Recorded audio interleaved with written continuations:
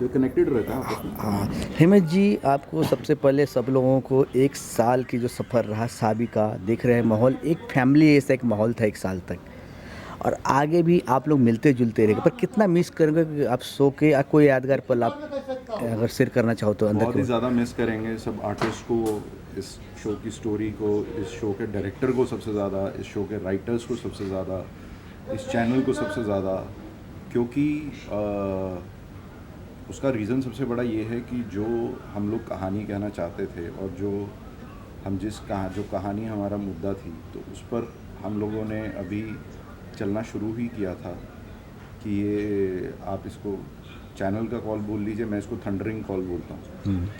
तो ये क़यामत वाली कॉल आ गई हमारी, और अब हम लोग, जैसा आपको पता ही है कि 15 तारीख को लास्ट एपिसोड है।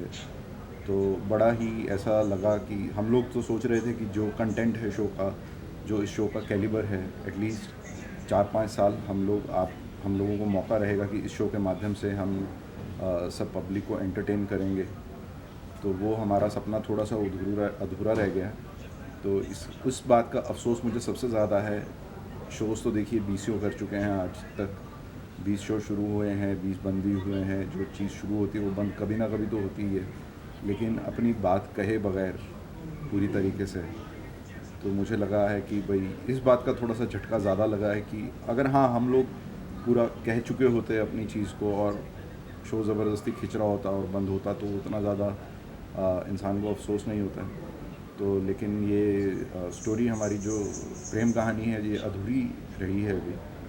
तो इस बात का ज़्यादा अफसोस है। कि पार्ट 2 में ऐसा हो ना कि पार्ट 2 आए उसमें दिखाई जाए, ऐसा कुछ है? हाँ, मेरे को लग रहा है ऐसा, जैसा हमने अभी लास्ट के 2 एपिसोड्स शूट किए हैं, तो वैसा लग रहा है मुझे कि भाई हम लोग बहुत जल्द, मतलब बहुत जल्द, और मुझे वैसी इंट्यूशन भी हो रही है, पूर्वाभास हो रहा है इस चीज़ का कि हम लोग बहुत जल्द, almost like within a span of 2 to 3 months will be back on the screen, Colors channel पर ही, and in a different and better prime slot.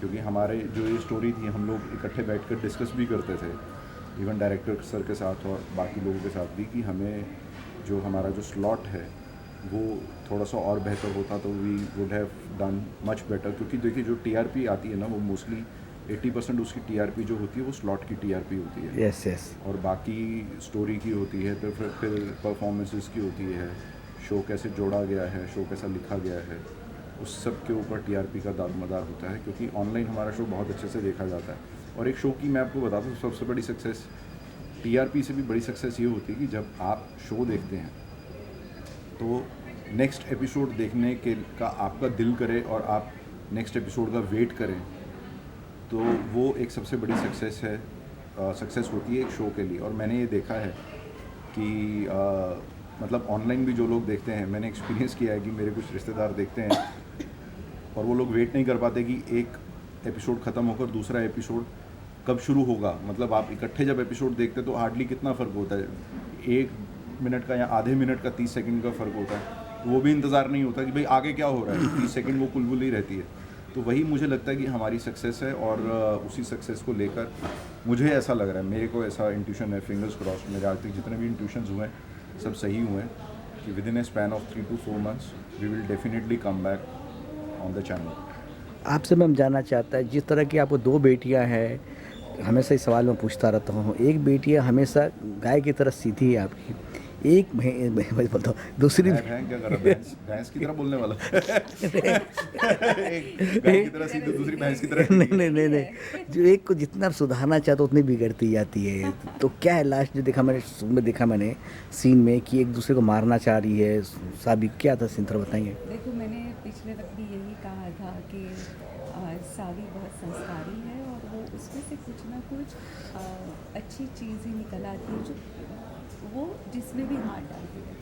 और आफ्टर ऑल, जैसे सोनम बुरी इंसान नहीं है, लेकिन कुछ चीज़ें ज़्यादा चाहती है, ज़रूरत से ज़्यादा उसको जो भी है उसको चाहिए। तो वो भी संस्कारी है मेरी बेटी, तो ज़रूर सुधर जाएगी ना वो।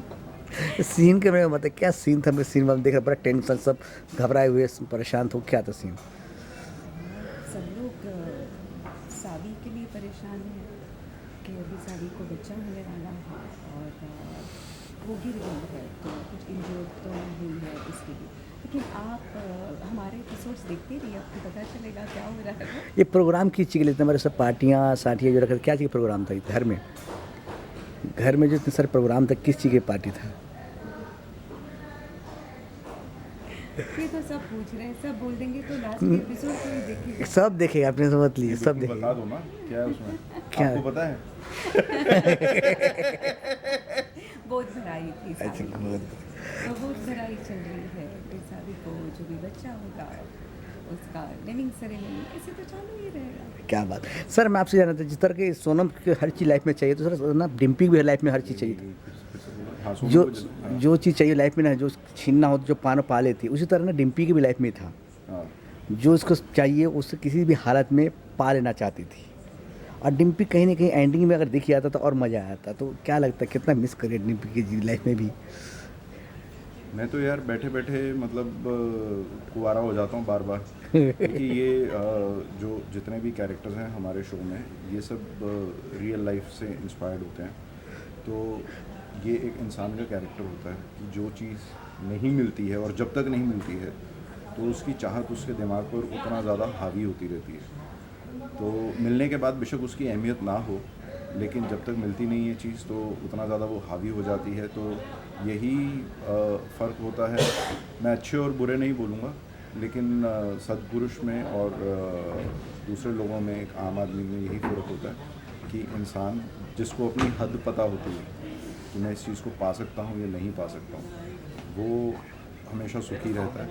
और जिसको अपनी हद नहीं पता होती वो ऐसा ही, आप लगा लीजिए कि प्रेत योनि, मैं बोलता हूँ इसको, कि एनर्जीज़ होती हैं वो इधर उधर भटकती रहती हैं कि भाई उस चीज़ की तलाश में, और वो चीज़ मिलने के बाद भी उनकी वो तलाश ख़त्म नहीं होती, वो तलाश चलती ही रहती है। तो मैं मेरे जितने भी दर्शकगण हैं, जितने भी व्यूअर्स हैं, उनको यही कहना चाहूँगा कि अगर आपकी लाइफ में कोई ऐसी सिचुएशन है तो आप अपने को कंट्रोल कीजिए, किसी भी हद को पार मत कीजिए।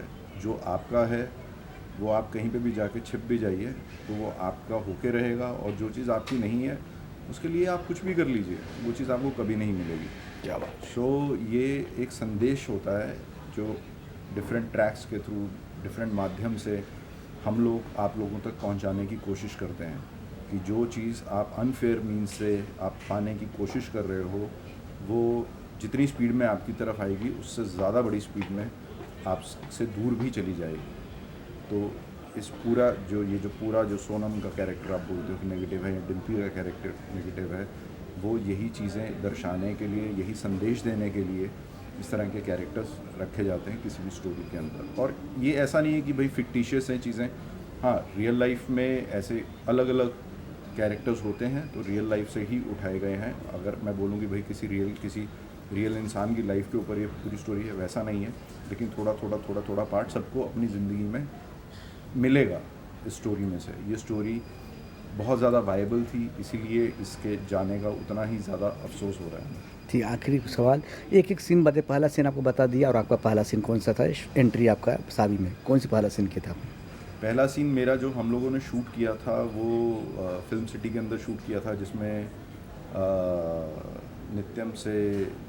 नित्यम को नीचे दिखाने के लिए डिम्पी कोशिश करती है और वो फ्रस्ट्रेट होती है, और फिर वो गाड़ी चलाकर घर आ रही है और मैं पैसेंजर सीट पर बैठा हूँ। पहला सीन वो था जो शूट किया था। और जो टेलीकास्ट हुआ था हमारा जो पहला सीन, वो मेरी और डिम्पी की इंट्रोडक्शन थी, जिसमें मैं एक जो हमारी जो ट्रे है वो लेकर आ, चाय की ट्रे जिसका एक पहिया आगे का खराब है और वो पूरी ट्रे पूरे ऐसा करके चलती है, वो भी वैसी ही है ट्रे, उसको दुरुस्त नहीं किया गया, वो कड़ की आवाज़ से चलती है वो।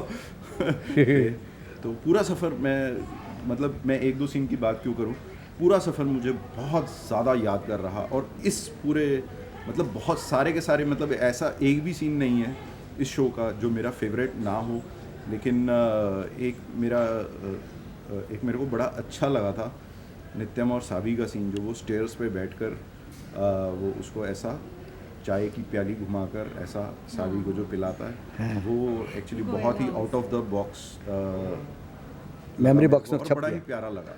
मेमोरी बॉक्स में छप गया आपका। बहुत कुछ वो है। और एक चीज़ मैंने ये मैं ये मैंने पहले भी बोला था लोगों को कि ये एक ट्रेंड चलेगा लोगों के घर में, अगर हम लोग मतलब हिट हो जाते हैं कुछ भी। आप बिल्कुल पीछे कैमरा घुमाइए ज़रा, बिल्कुल पीछे कैमरा घुमाइए, देखिए वो आप देख रहे होंगे, ये इधर फ्रेम वो देखिए, वो फ्रेम दिखाइए, अच्छा अच्छा अच्छा। जूम कर सकते हैं इसको, हाँ हाँ। बाद में आप ले लीजिएगा इसको।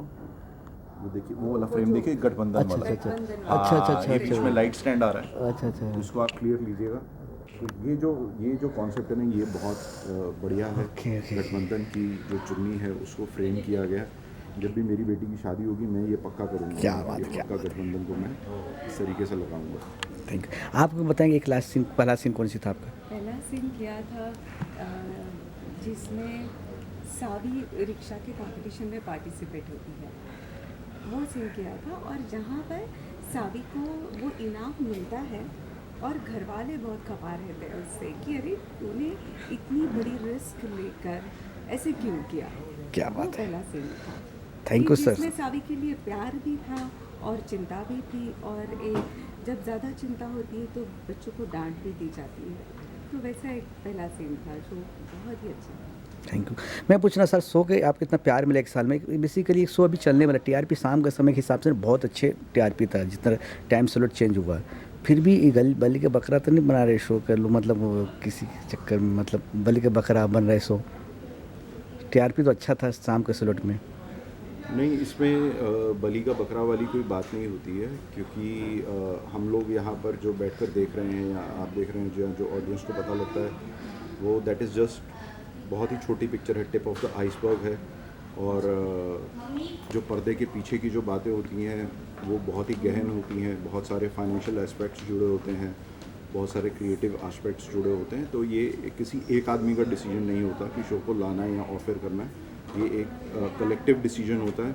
और जब कोई और रास्ता नहीं बचता तब उस केस में शो को नीचे लाया जाता है, नहीं तो इट इज़ 200-250 लोग जुड़े हुए हैं, मतलब चैनल से लेकर और एक्टर्स और creative team, direction team, spot boys, Lighting। 200-250 लोगों का घर चलता है, आपका भी चलता है इसके माध्यम से, वीडियोस के माध्यम से। तो उनको ये चीज़ पता रहती है, लेकिन उनके पास भी कोई ऑप्शन नहीं रहता, तो फिर वो इस तरह का डिसीजन लेना पड़ता है। थैंक यू सर, टीवी से बोल में जुड़ने के लिए। Thank you so much Simran ji, thank you.